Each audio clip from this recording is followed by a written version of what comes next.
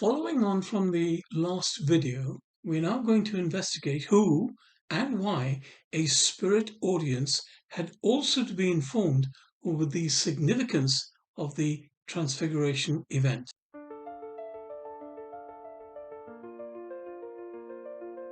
The after 6 days, noted at Matthew 17 and verse 1, it actually ties the Transfiguration back to Sinai, Mount Horeb, and Moses.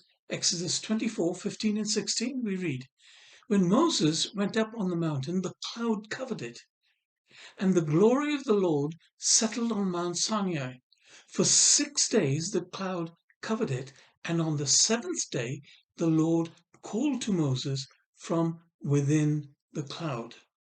See, this revelation was given to Moses after 6 days of waiting to enter the cloud and receive the tablets of the covenant. And Moses, reflecting back on this occasion, in his own personal words, we find recorded in Deuteronomy chapter 9 and verse 9, where he says, "When I went up on the mountain to receive the tablets of stone, the tablets of the covenant that the Lord made with you, I stayed on the mountain 40 days and 40 nights. I ate no bread and drank no water." And then again, in a first-person account, at Deuteronomy 31 and the first 4 verses, we read, "When Moses had finished speaking these words to all Israel, he said to them," Moses, "I am now 120 years old. I am no longer able to come and go. And the Lord has said to me, you shall not cross the Jordan. The Lord your God himself will cross over ahead of you, and he will destroy those nations before you, and you will dispossess them. Joshua will cross ahead of you, as the Lord has said, and the Lord will do to them as he did to Sihon and Og, the kings of the Amorites, when he destroyed them along with their land." And then finally, and this is really important, Deuteronomy 32 and verses 8 and 9. "When the Most High gave the nations their inheritance, when he divided the sons of man, he set the boundaries of the peoples according to the number of the sons of God. But the Lord's portion is his people, Jacob, his allotted inheritance."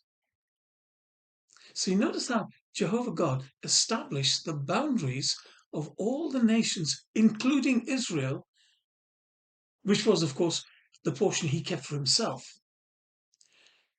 And God separated the sons of men, each with a land inheritance.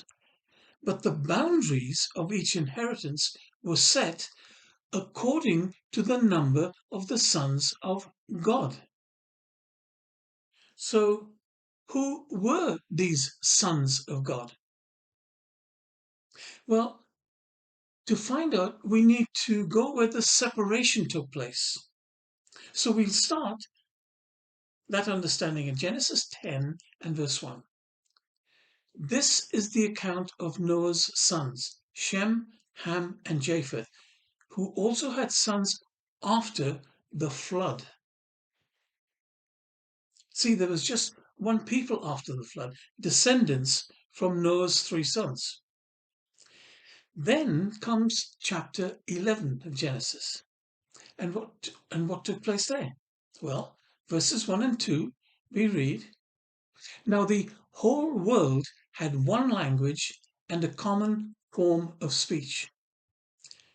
And as people journeyed eastward, they found a plain in the land of Shinar and settled there."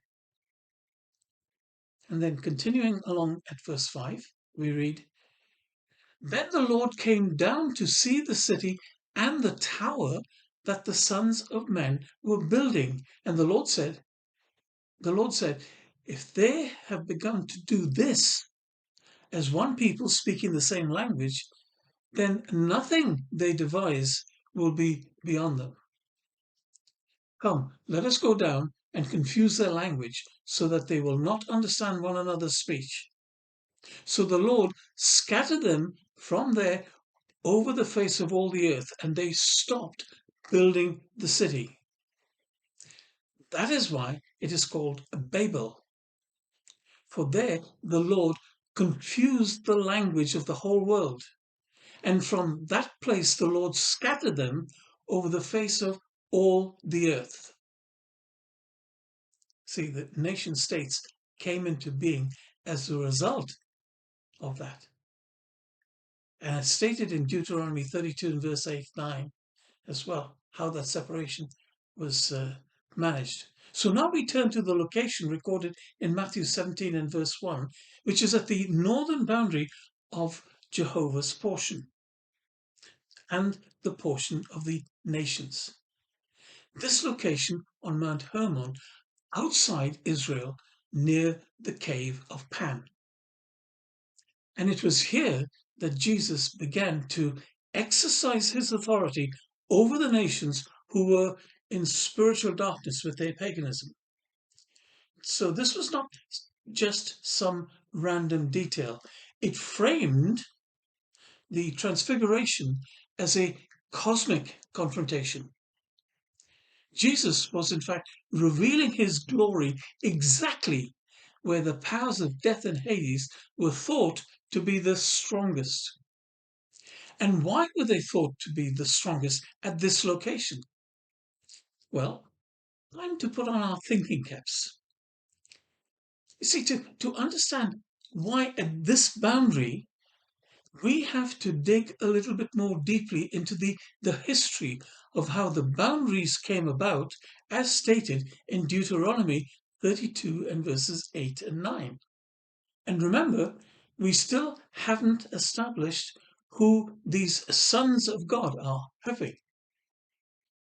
So to understand this, we have to link back to an event before the flood, which eventually brought about the flood.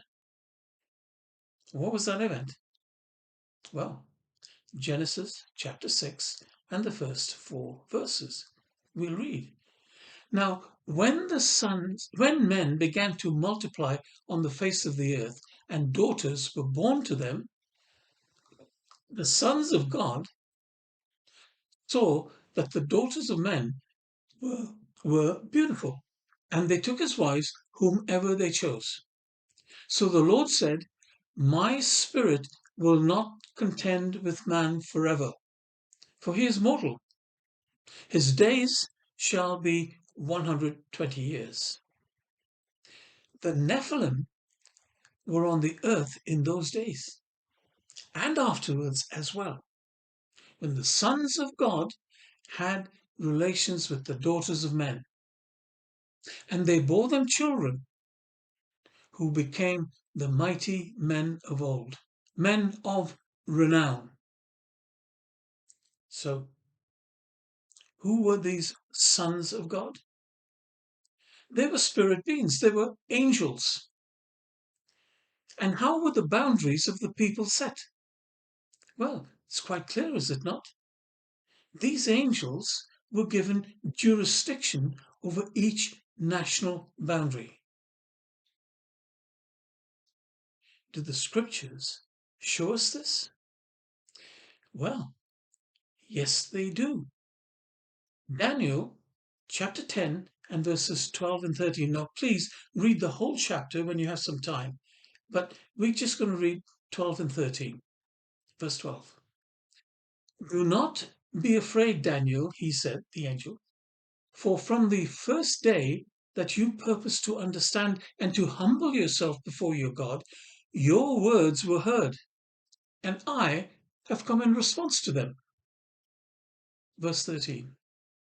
However, the prince of the kingdom of Persia opposed me for 21 days. Then Michael, one of the chief princes, came to help me, for I had been left there with the kings of Persia. And then we go on a little further into verse 20. Do you know why I have come to you? He said. I must return at once to fight against the prince of Persia. And when I have gone forth, behold, the prince of Greece will come. So, what do we have here? There are 4 angels. Only 2 of them are actually named, Michael and Gabriel, who was speaking to Daniel. So the scriptures are informing us that these sons of God are those who have been given specific authority and within the national boundaries that have been allocated to them. All the nations except Israel, which Jehovah kept for himself.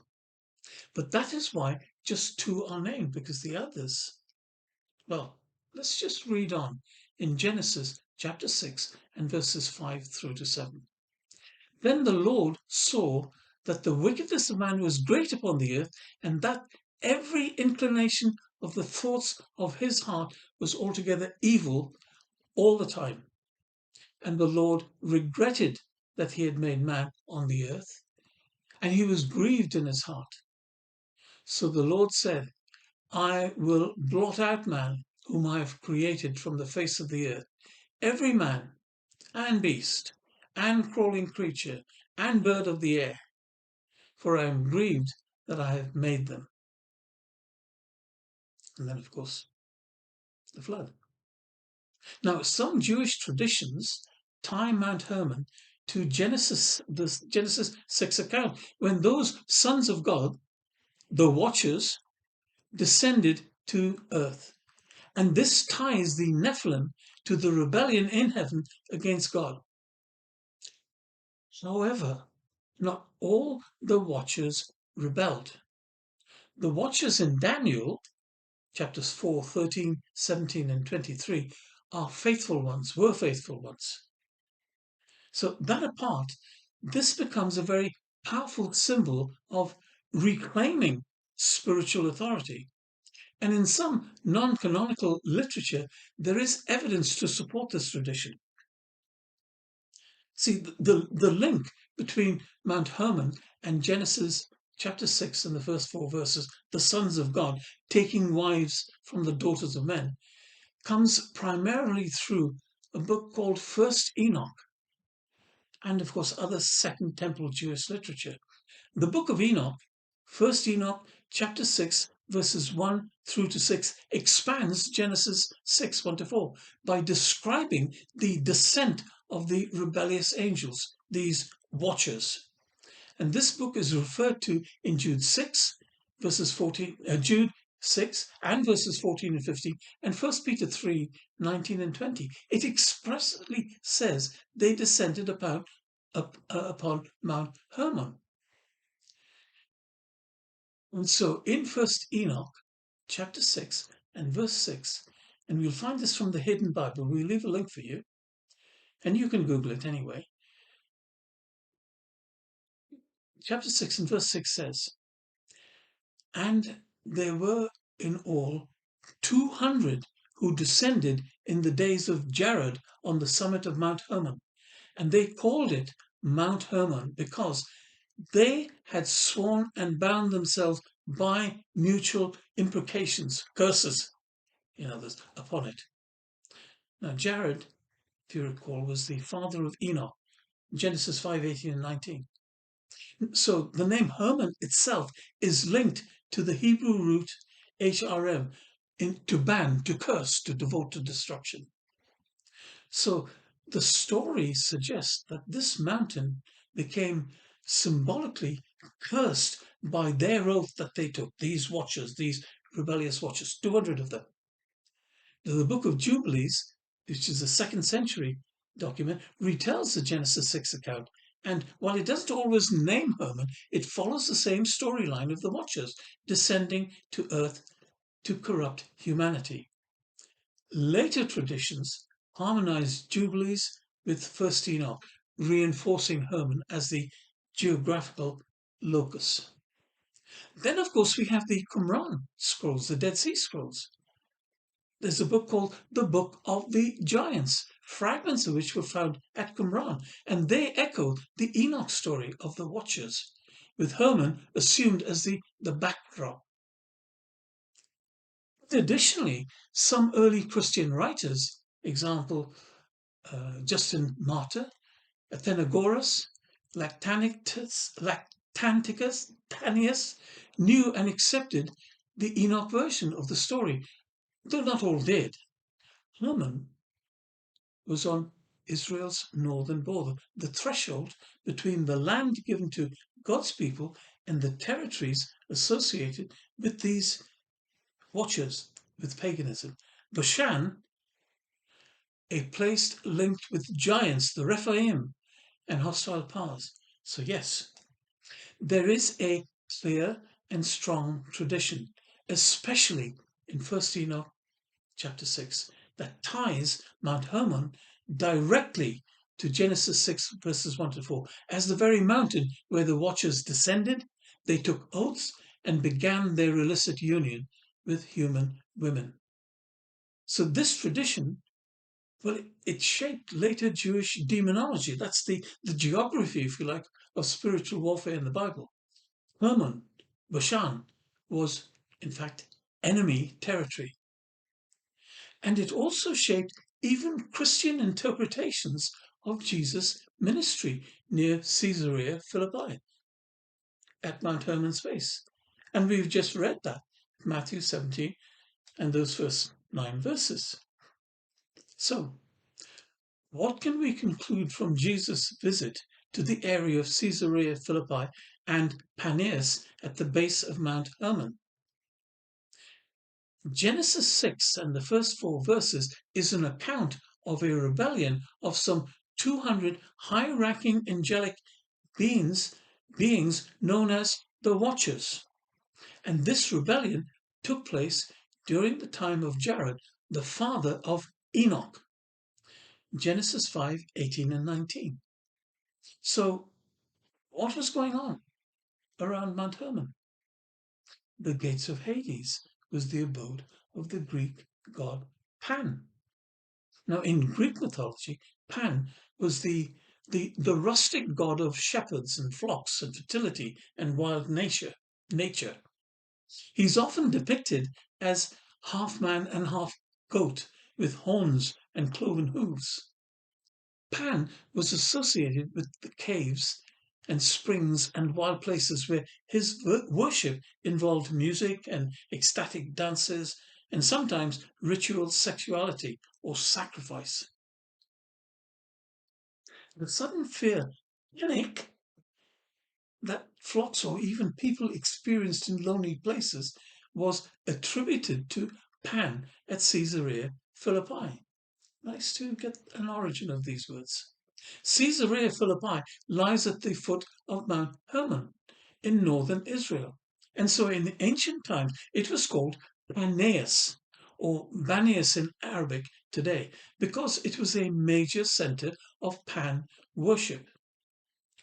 The site has a large natural cave with a spring that was believed to be the gateway to the underworld. And we've given you a picture of that, haven't we? Ancient inscriptions and niches carved into the cliff testify to the offerings made to Pan and other related gods. Herod the Great built a temple to Caesar Augustus there. His son Philip later renamed the city Caesarea Philippi to honor both Caesar and, of course, himself. However, the Greek worship of Pan, it remained the defining feature, hence the name Paneas. The grotto at Paneas was so deep and mysterious that pagans believed it was the entrance to Hades, the realm of the dead.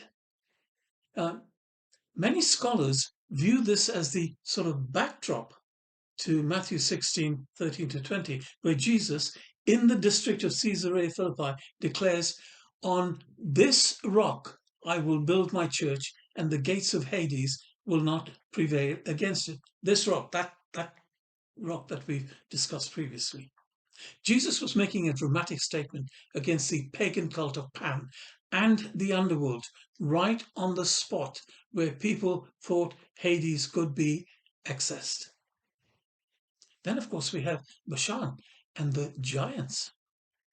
See, the region of Bashan to the east of the Sea of Galilee in the Golan Heights was famous in the Old Testament as the land of Og, this giant king of Bashan, described as a giant in Deuteronomy chapter 3 and verse 11. So in ancient Jewish thought, Bashan and Mount Hermon were seen as a dark supernatural region associated with the spirits of the giants, the Rephaim and the Nephilim. Some Second Temple Jewish texts describe Mount Hermon as the place where the watchers, these high-ranking angels, descended in Genesis chapter 6. See, this gave the area a reputation as a haunt of demons. So at Caesarea Philippi, two powerful symbolic layers overlapped: Greek paganism, Pan and the gates of Hades, but also the Canaanite and Jewish memory of Bashan as the realm of giants and fallen powers. So, by choosing this very location for his declaration found in Matthew 16, Jesus was directly confronting both pagan and demonic powers. His words would have been heard as a sort of cosmic challenge. Even the gates of Hades, Pan's cave, Bashan's underworld, will not prevail. So, in summary, the pagan god Pan was worshipped at Caesarea Philippi, Paneas, where a spring and a cave were considered a gateway to Hades. The region also overlapped with biblical Bashan, infamous as the land of giants and demonic associations. So Jesus' declaration at Caesarea Philippi about building his ecclesia, his church, the gates of Hades and the gates of Hades not prevailing against it, takes on really a powerful significance in this setting, does it not? He was proclaiming victory over both pagan gods, Pan and others, and the dark spiritual forces tied to Bashan. So you see, the Transfiguration was a pivotal point in history because it revealed Jesus in divine glory. It confirmed his identity. It placed him in fulfillment of the law and the prophets. It strengthened his disciples for the trauma of his coming death. And it foreshadowed his resurrection. Now, I appreciate this video has been somewhat dense with scripture, but I do hope you will also appreciate the necessity of making the necessary connections that brings us the understanding that the scriptures are clearly revealing to us. See, did his apostle understand the full significance of this event at that time? Well, no. But Jesus did promise, didn't he? He promised them that he would send them Holy Spirit. And by means of that Spirit, they would understand and recall all these things back to mind. Because theirs was the task of beginning the work of reclaiming the nations under the guidance of their master, Jesus. So next week, we will continue our journey through the scriptures to get more understanding of what would have been in Jesus' minds when he taught, and in particular when he taught privately. So until then, please like, subscribe, and share with others, and we'll see you next time. Thank you.